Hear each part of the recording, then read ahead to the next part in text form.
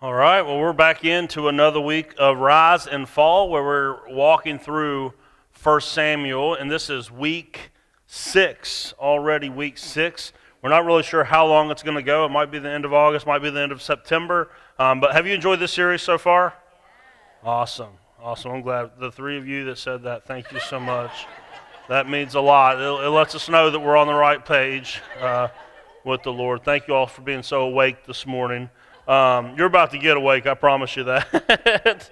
Have you ever done something, maybe dressed a certain way, talked a certain way, picked up certain habits or hobbies because of the people that you were around? You ever see that happen before? For me, that was my freshman year of college. I was getting to know the other folks in the dorm that I was living in, and right across the hall were some other guys from Charleston. And when I went in, I could tell that this was a little bit different of a dormitory than I was in. This room was covered with posters of bands that I had heard of but didn't really know. The two guys across the hall from me my freshman year of college were gigantic fans of 80s hair band metal music. Like Poison, Motley Crue, Skid Row, they loved it. And because I spent so much time with them, by the end of my freshman year, and this will age me a little bit, my CD case, I know some of you all, if you're under, a certain age, you'll be like, what are you talking about? My CD case was just filled with 80s bands. Now, the nice thing about that was that didn't really have any negative consequences on me other than I can't see a karaoke machine and not sing Every Rose Has Its Thorn. Like, I'm contractually obligated to sing that every time I see a karaoke machine. Other than that, it didn't really have any negative consequences on me. However, there are certain things that we pick up and we want to be like other people that do end up having negative consequences. Let me tell you a story. Now, listen to the time period that I tell you this. I was in middle school, okay, 7th grade. So don't send me an email like, oh my goodness, I can't believe our pastor did that. He was in middle school. And there was something going on in my middle school. Maybe it's normal, maybe it's not, I have no idea. But the guys in 7th grade thought that they were cool and mature when they carried certain items around in their wallet. We'll leave it at that. Y'all know what I'm talking about. Y'all know what I'm talking about. If you don't know what I'm talking about, Google, I guess, but I was like late to the game on this. They were doing it long before me. I was late to the game, but everyone else was doing it, so I wanted to do it too. The problem was, I was very proud of my wallet, and I decided to show my cousin at church one night the trinkets that I had in my wallet. And she ratted me out to my sister, who was all too eager to rat me out to my parents. And all because I wanted to be like everybody else. You know what happened? I ended up grounded and missing the big party that week that everyone was going to. I ended up grounded. So it's not like my 80s hairband issue where there was no negative consequences.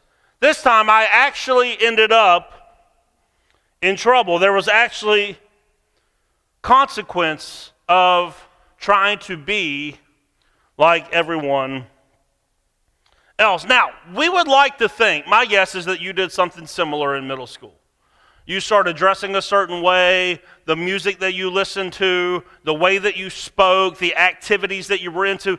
I like to think that we outgrew that need to be like everybody else whenever we got out of high school. But the truth is, many of us are still plagued by the need to be like everybody else. Look at the way that you live your life and look at the people that you live your life with. I bet it looks almost exactly the same. You vacation in the same way. You live in similar houses. You dress similarly. You eat at similar restaurants. You raise your kids similarly. You send them all to the same school. We like to think that we grew out of it when we got out of middle school. But the truth is that we have a problem with wanting to be like everybody else. I'll tell you just a struggle of mine. As a Christian, I look at my non-Christian friends and sometimes go, man, they got it made. You know what I'm saying? They don't answer to anybody or anything. They don't wake up with this nagging Holy Spirit going, you shouldn't do that. You shouldn't watch that. You shouldn't listen to that. You shouldn't talk. I look at that and I go like, man, do they have it made? They answer to no one. Until I come to find out that they answer to somebody. They answer to somebody that's calling the shots every bit as much as we answer to somebody that's calling the shots. Now, for some Christians, the way that they handle this is they just outright compromise. I want to go do what everyone else is doing, so I'll just go and do it. And other Christians will white-knuckle it to not do it, and that's why they're so angry, because they really want to do it. But they won't let themselves do it. You ever met one of those angry Christians? I'm going to tell you why they're so angry. Because they want to do a lot of stuff that they aren't allowed to do. That's why they're so angry, because they haven't found joy in actually following Jesus. Now, today, we're going to look at a story where Israel is going to find themselves in a similar situation. They want to be like everybody else. And just like my story in middle school, when I wanted to be like everybody else, there was consequences. For Israel, wanting to be like everyone else is going to have consequences. Let me just tell you, it may not feel like it right now in the life that you are living, but the life that you are living, if you are doing what it is that you do because you want to be like everybody else, you don't want to be different, you don't want to stand out, you don't want to be countercultural, you don't want to be just the one in the group that, no, we will not participate in that, we will not go there, we will not do that. If you're living your life that way, I promise you, it may not seem like it now, there will be consequences. Those consequences might be the ones that you were raising in your house, and when you ask questions later on in life and you go, how'd they get there? You go, because I wanted to be like everybody else when I was raising them. I didn't want to do something different. I didn't want them to get picked on. I didn't want them to stand out. I wanted them to be like everybody else. And it might not feel like a consequence now, but down the road, you'll be doing some soul searching, wondering how in the world do we end up in this situation? Maybe the decisions that you're making right now. Let me give you the context. Last week, Pastor Cheryl talked to us about how Israel repented finally. We spent like 3 weeks on their lack of repentance and how that was causing all sorts of issues in the nation of Israel. Last week, they finally come back to the Lord with true repentance. And this is where we pick up the story, 1 Samuel chapter 8. If you have your Bible, go ahead. Or you can hit the QR code, follow my digital notes. It says this, as Samuel grew old, he appointed his sons to be judges over Israel. Joel and Abijah, his oldest son, held court in Beersheba. But they were not like their father, for they were greedy for money, they accepted bribes, and perverted justice. Is that not wild? Just last chapter. Last chapter they repented. Does anyone else feel like Israel over and over again in this story? Last chapter they repented. The very next chapter, we are now unfaithful again. We have now messed it up again. We are now corrupt. And this time it's not Eli's sons. Now this time it's Samuel's son. Samuel's the one that's been bringing them back to God, the one back to repentance. And it's his children that are the issue. One chapter later. And so this is what it says, verse 4. Finally, all the elders of Israel met at Ramah to discuss the matter with Samuel. And they said, look, they told him, you are now old and your sons are not like you.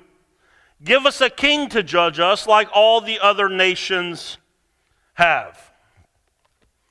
So essentially, what's buried in this request, listen, Samuel, your kids are a mess. You're not going to be here for everybody. You have to give us somebody to lead us. And within that request, here's what they're saying. They're going, we are actually kind of sick of the way God is doing things. Anyone ever been there before? You know what, God? I'm pretty sick of the way that things are going. I'm pretty upset that every time I turn around, there's a decision to be made between what's right, what's wrong. Every time God, I'm just kind of sick of the way that you're running the show. In fact, I think that there's a better way, God. You ever found yourself there before? Thinking that you could run the show better? This is what's so funny to me when people question God. I go, he is literally managing the affairs of 8 billion people, and you can't take a shower every day. You know what I'm saying? Like, we like have the 8 billion people, and we're like, God, I think that we know a better way than you. We think that we know a better way. That's what's happening because they didn't like the current governmental system for Israel. We were still in the time of the judges up to this point. Here's what was happening is Israel, because of their unfaithfulness to God, would get overtaken by a foreign nation. And God would raise up from among Israel a judge that would overthrow the oppressive nation and then rule throughout their lifetime. And then when that person would pass away, God would raise up a new judge the next time Israel was in trouble. Here's the problem. Here's what Israel is saying. We don't like waiting on God to come to our rescue. We want to defend ourselves.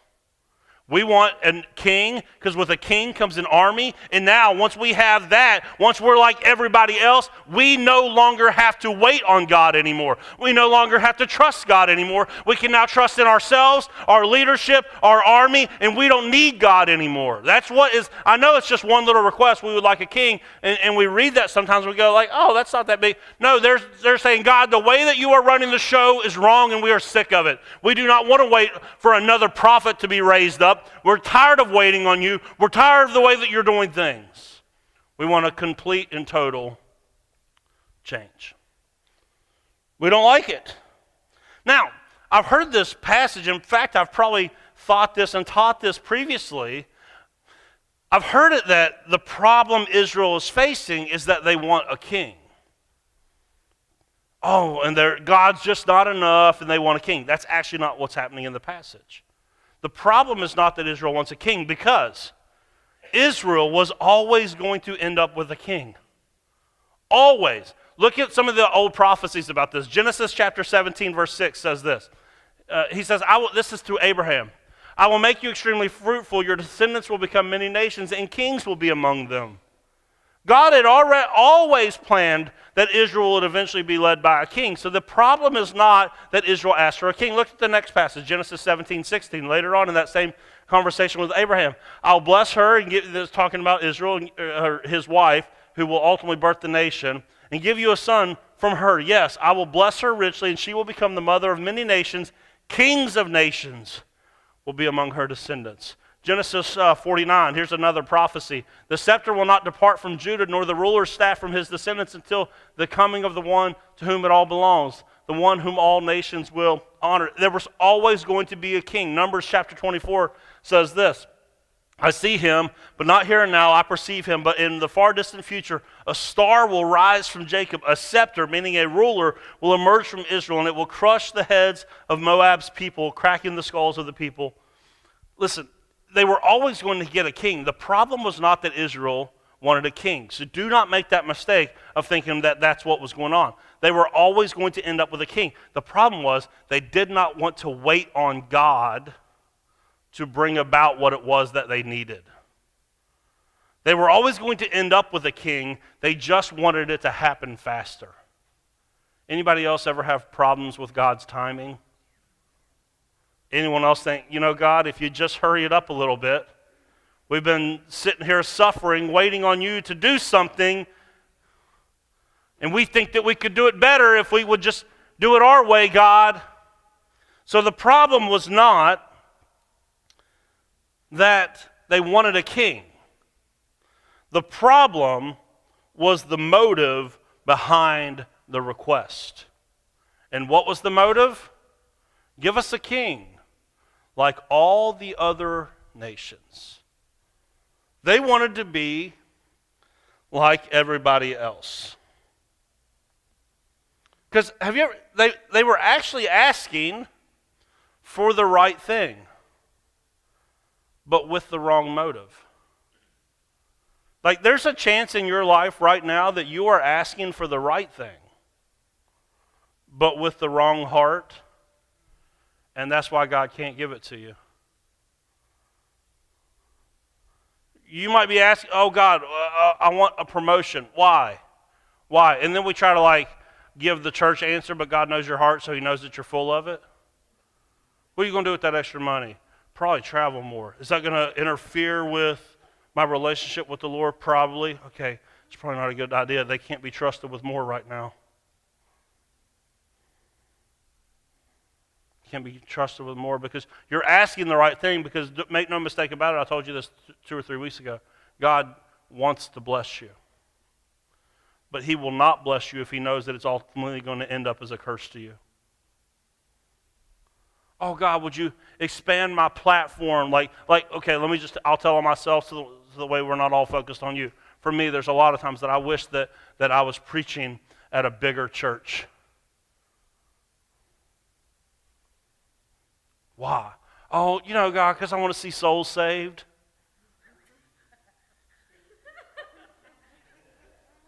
And on my best day, that's probably true.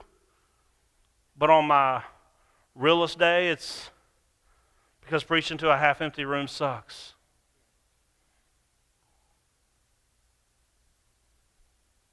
I told y'all we were going to wake up this morning, right? I'll just be honest and open, because you're going, oh God, please bless me with this relationship, fix this problem, heal this. Are you asking for the right thing for the right reason? Because it's the motive that matters a lot more than what it is that you're asking. What's behind it? You want to be like everyone else? Like that's what you want to be like everyone else? Now, remember this context of this story, because this is going to change everything for us. We are not talking about pagan nations right now. So before you sit there and you go well, this is a great story for my neighbor who is a hellion, I will send them the service later. This is great for those heathens down the road. Remember who is doing this in the story. It is the people of God who are fed up with God and the way that he runs the show. So don't forget that context when I asked you this question. As the people of God, where in your life are you compromising so that you can be just like everyone else?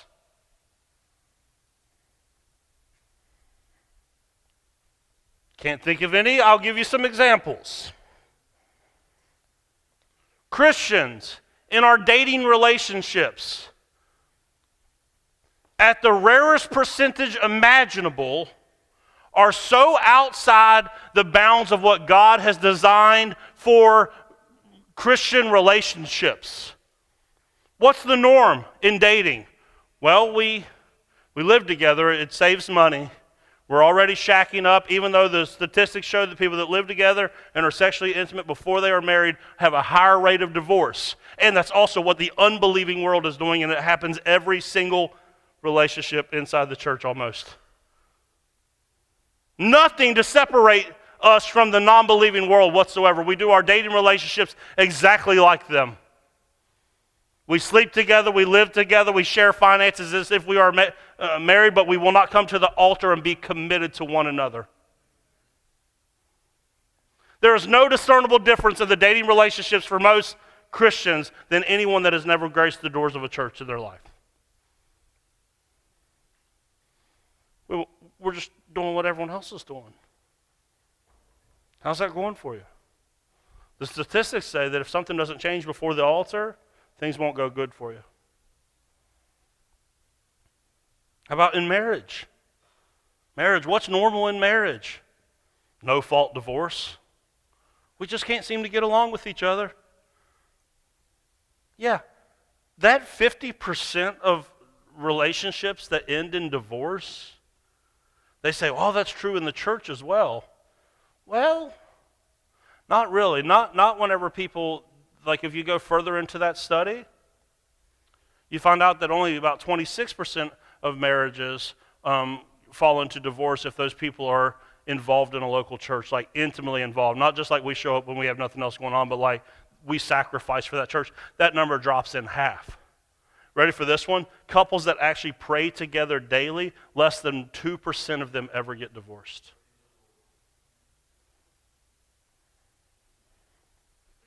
But like inside the church, Christian marriage is whatever, man. We cheat on each other just as much in the church as outside the church. We just, it's a disaster. And we go, but why are we not different? We're supposed to be the people of God.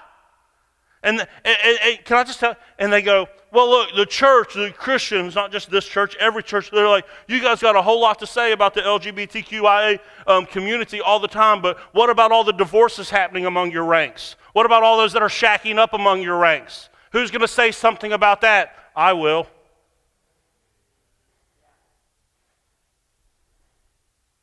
Because we're supposed to be different. What about with the way that we handle money? The people of God should be different in the way that we handle money. But the people of God are in debt, live paycheck to paycheck, pursue selfish pursuits long before they pursue kingdom pursuits.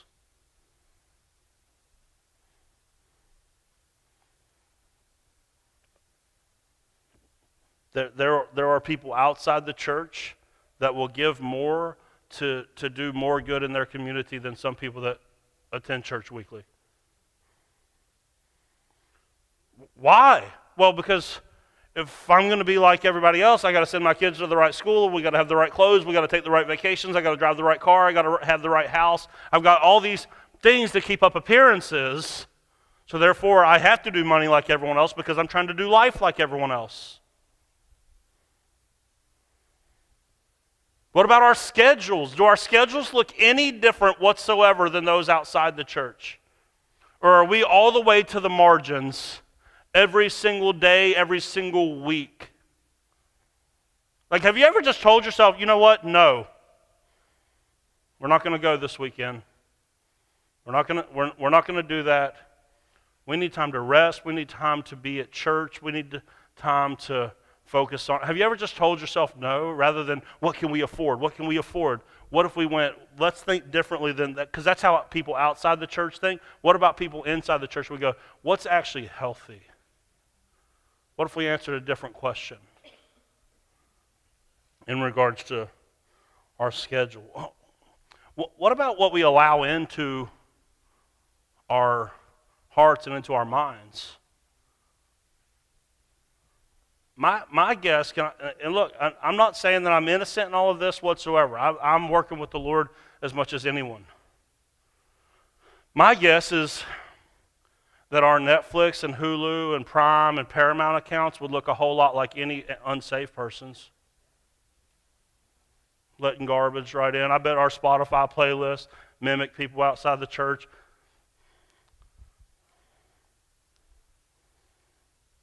I bet it does.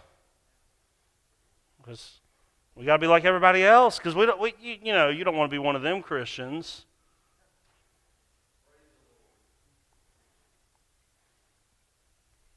What about what you allow into your home and who has access to your kids? You just send your kids off to just anybody's house? Not worried about the influences that might be going on in that home? With no discretion whatsoever as to the movies that they might encounter, the conversations they might see, the access, like for us, we go, our kids are not going to have, and this is again, if you do things different, I'm just giving you some examples. Our kids will not have cell phones until they absolutely need them. If you have an elementary kid, middle school kid that has a cell phone, and you're not deeply monitoring it and taking it away from them at a certain time every night,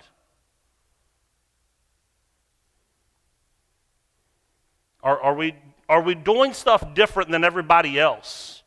Or are we just going, well, this is what everyone else is doing? I go out to Facebook and I say, hey, what age do you guys give your kids cell phones? And they answer and we go, oh, that's our age. So we just go and do it. Because we just want to be like everybody else.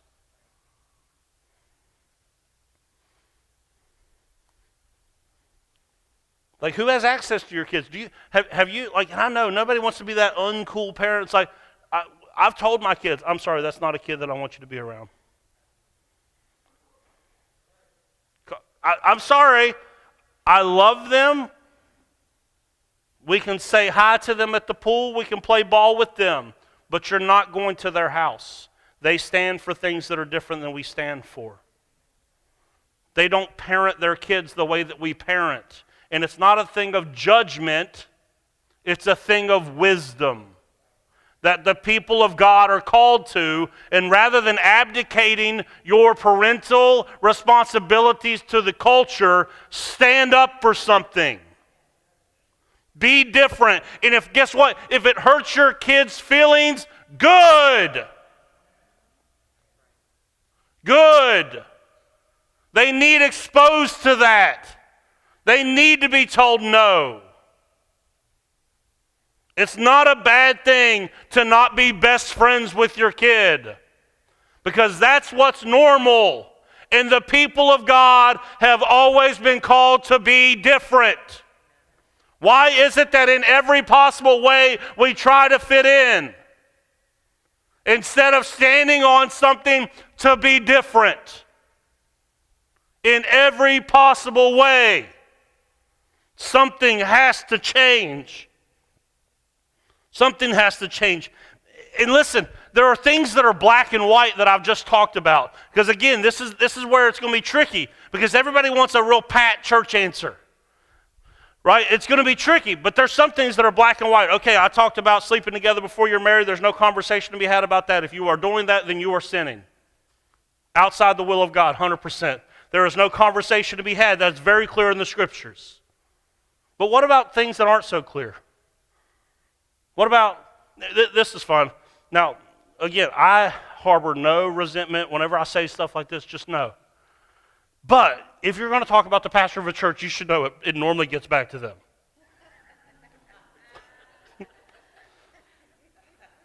And you won't know, because I will still shake your hand, hug you, and smile right in your face the next Sunday.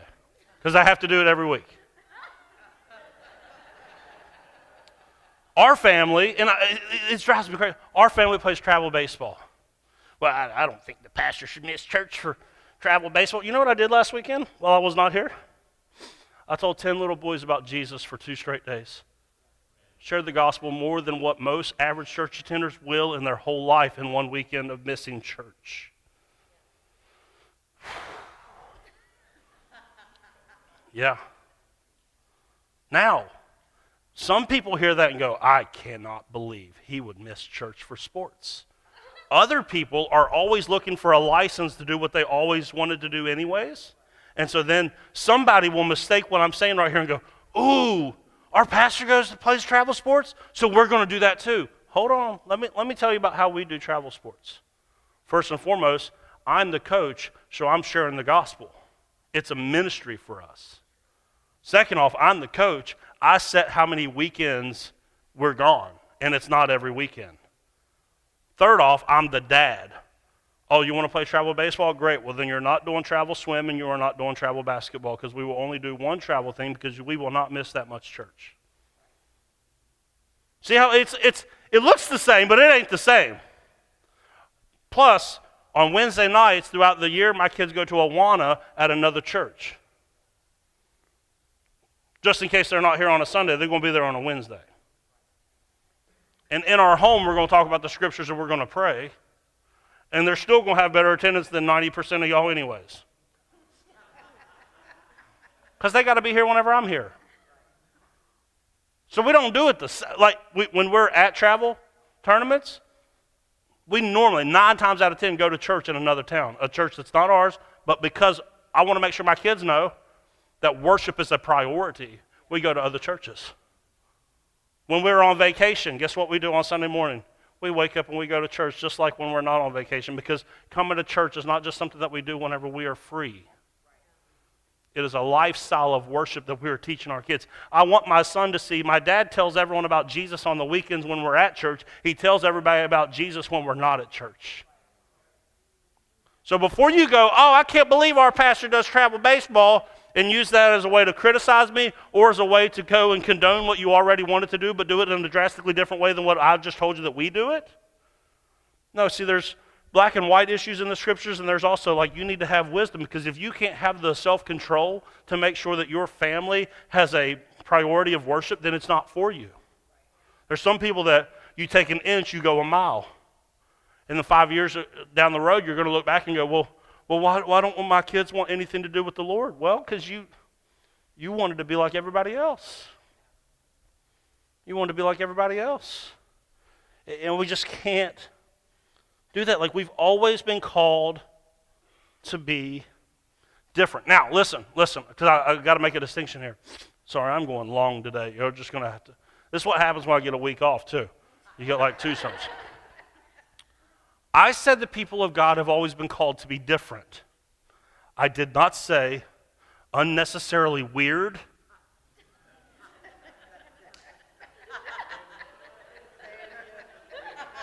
Or culturally ignorant. So I'm not saying let's roll around talking about how long my jean skirt is and the butter that we make at home. I'm not saying that. I'm also not going around talking about who Kanye West is, okay? That's going to take you a while to hit on that one. It's going to take you a while.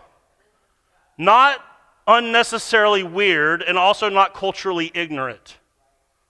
But just enough pushback in our life to go, yeah. It looks like we're the same, but we're really not. We're making some significant choices that separate us from the world while still being in and of the world, like in the world, but not being of it. Making significant choices in that way. Having different, like, you have to expose, especially if you're a parent, you have to expose your kids to the different values that we are going to have compared to everyone else. So when they fuss and fight about it, go, listen, we're living for something different than them. That's why we can't live like them. Right? This was a hard one for me when we chose, and again, I'm not saying everyone should put their kids in Christian school. I'm not saying that. I'm not one of those people that goes, well, it's what's right for, like, this is a wisdom decision for us. So we did it. I'm not saying that everyone has to do it. But one of the conversations that we had every time that we were telling our friends that we were leaving public school to go to Christian school, because my kids are so involved in sports, here was the first thing they said. Well, what are y'all going to do about sports? Like when they're in high school, will you send them back to public sports the way they can get exposure? No. Because I'm just crazy enough to believe that if my children are meant to go pro in something, that God is a lot bigger than a school system. I don't need to send my kids into the belly of the beast every week just in hopes that they get a scholarship down the road. I don't. We can find other ways, and if it's God's will for my son to play college baseball or my daughter to be a college gymnast or whatever it is, that whatever path they end up on, God's will is bigger than that. So there was a lot of talk in that moment. They're like, what are you going to do? What are you going to do? If you go and play at a small school like that, you're not going to get exposure. So I pray my kid graduates and loves Jesus more than anything, and then we'll figure out what they're going to do after that. Again, I'm not saying that has to be your path. I'm just saying you need to be praying. Like, what are the ways that you are making sure that your family is different? Significantly different. Because listen, as I talked about with my school story, there is significant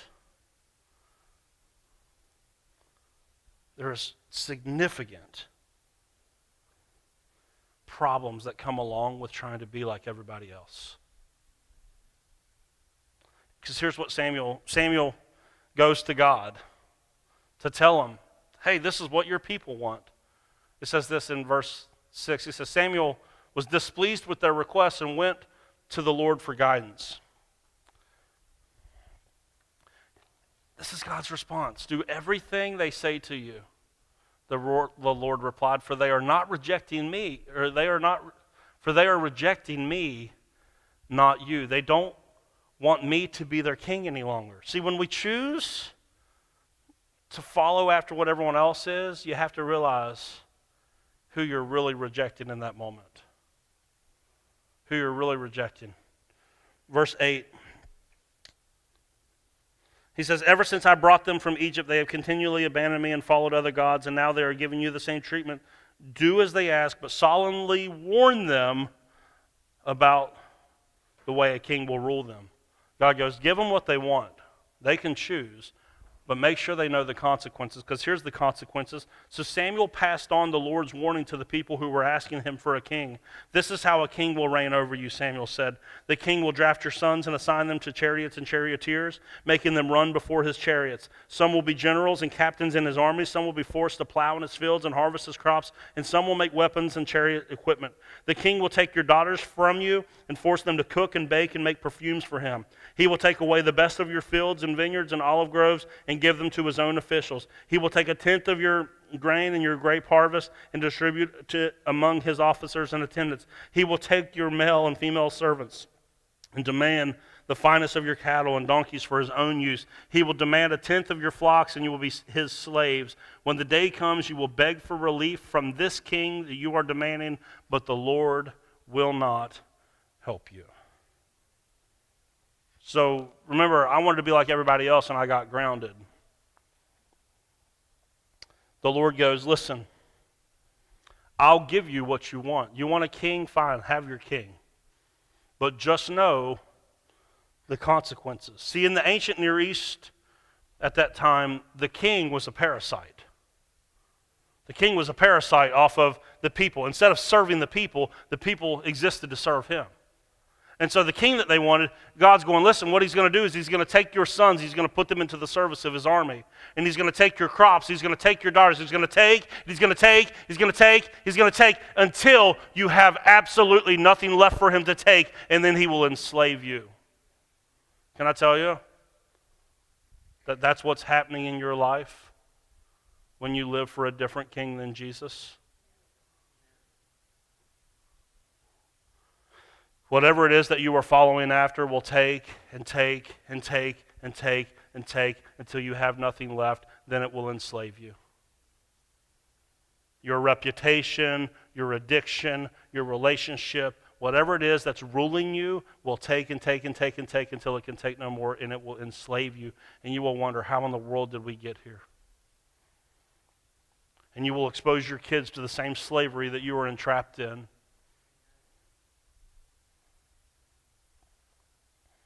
Take. This is the sad thing about the story of Israel, is that what they wanted in this moment was going to lead them back to the very thing that God had set them free from.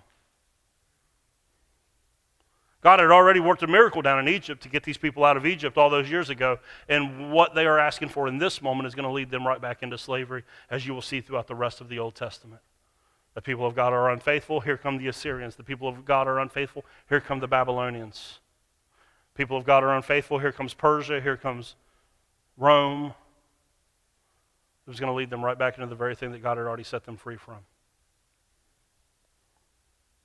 So maybe that's your story. You came to Christ, but you realize, man, I don't like how I can't do this anymore, and this, and this, and this, and there's all these thou shalt and thou shalt nots, and there's all this new stuff that the Spirit's doing in me, and I miss my old life. I miss the movies I used to watch, and the music that I used to listen to, the places I used to go, the habits that I used to have, the way that I miss all that. Listen, what will happen is if you choose to live for a different king, it will lead you right back into the same slavery that he set you free from.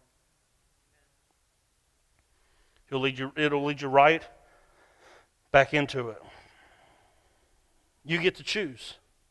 See, my story growing up, I was raised in the church. I never doubted this book whatsoever. I wasn't an atheist. I wasn't agnostic. I wasn't one of those people like, well, was it young earth or old earth? Until I get an answer, I just can't believe.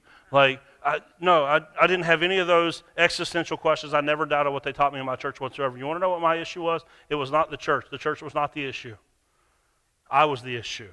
I did not want to bow my knee to anyone other than myself, because I was under the understanding that to reject Christianity made me free. Here's what I came to find out. I was never free, because the self is just about the most difficult master to live for. Did you have friends growing up that their parents were kind of absent and they got to do whatever they wanted? You were a little bit jealous of them. You'd go like, man, they ain't got no curfew. They get to watch TV in their rooms all hours of the, like they just didn't have any rules. And you were like, for me, I had friends like that, and I was always jealous of them. Till I'm older now, I can look back and go, no, that was a weird form of slavery, because the self is a cruel master, and they were getting to experience that at 12 years old because no one wanted to parent them. They weren't free. They were actually more in bondage than anybody else that I knew. Because the self will drive you to do things and to desire things that you did not even think possible. Especially if you're 12 years old, 14 years old, 16 years old. The self will destroy you.